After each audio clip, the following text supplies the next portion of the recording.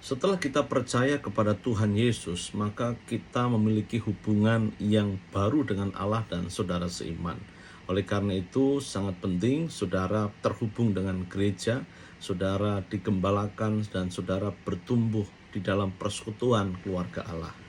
Nah, bagaimana caranya saudara supaya setiap kita bisa membangun persekutuan yang baik dengan Allah maupun dengan saudara seiman? Yang pertama, kita harus membangun persekutuan dengan Allah melalui doa. Kalau saudara baca dalam Matius pasal 6 ayat 9 sampai 13, doa itu sangat penting saudara, karena doa adalah komunikasi dua arah, dialog kita dengan Allah. Nah, saya mengutip pernyataan dari Pendeta Gilbert Lumendong. Doa itu memiliki peranan yang sangat krusial.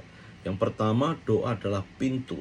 Doa merupakan pintu untuk memasuki dimensi ilahi dalam kehidupan kita.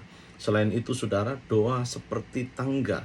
Artinya, doa itu akan membawa kehidupan kita naik dari kehidupan yang biasa-biasa menjadi kehidupan yang luar biasa. Dan di samping itu, doa juga diibaratkan seperti wiper. Apa fungsi dari wiper? Wiper itu fungsinya adalah membersihkan. Jadi ketika kita berdoa, maka doa itu akan membersihkan hati, pikiran, bahkan motivasi dalam kehidupan kita. Nah, selain itu saudara, doa juga diibaratkan seperti pilar penopang. Doa adalah pilar penopang yang membuat kita akan tetap tegak berdiri di masa-masa yang sukar. Oleh karena itu saudara, jangan berhenti untuk berdoa. Tetaplah berdoa, karena dengan doa kita sedang membangun persekutuan keluarga Allah.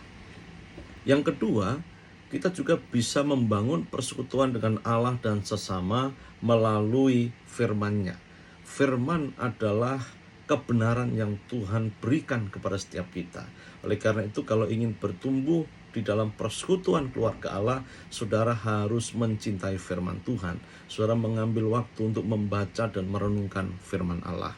Saudaraku dikasih Tuhan, ini penting. Bagaimana caranya saudara bisa memahami firman Tuhan dengan baik? Saudara mulai dengan prinsip yang pertama, apa yang kubaca. Kemudian saudara beralih kepada apa yang kupelajari dan apa yang kulakukan, apa yang kudoakan, dan apa yang akan kubagikan. Saudara bisa mempelajari prinsip-prinsip itu ketika saudara membaca Alkitab. Saudara lihat apa sebenarnya yang saya baca, apa yang saya pelajari, dan apa yang akan saya lakukan, dan saya mau doakan apa, dan saya ingin bagikan kebenaran ini kepada siapa. Saudara, prinsip ini sederhana tapi sangat penting.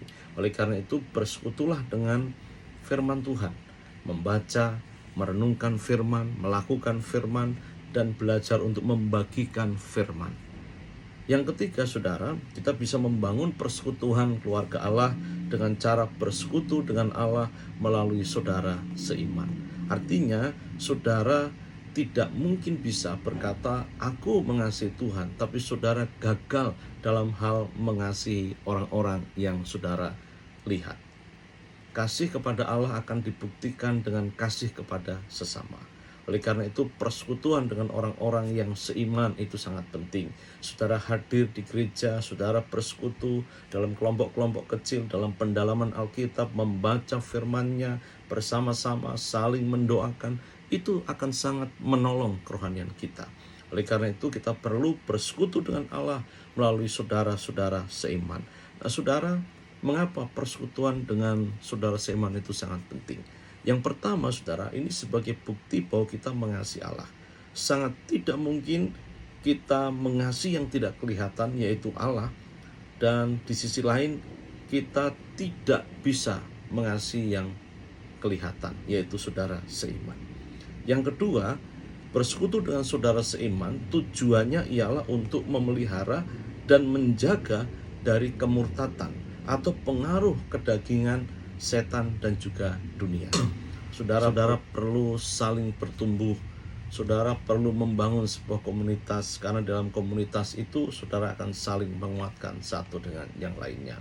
Yang kuat menolong yang lemah dikuatkan karena ada orang-orang yang hadir di sekitar kita. Itu sebabnya ini penting, saudara harus belajar untuk bersekutu sebagai keluarga-keluarga Allah. Tuhan Yesus memberkati. Shalom.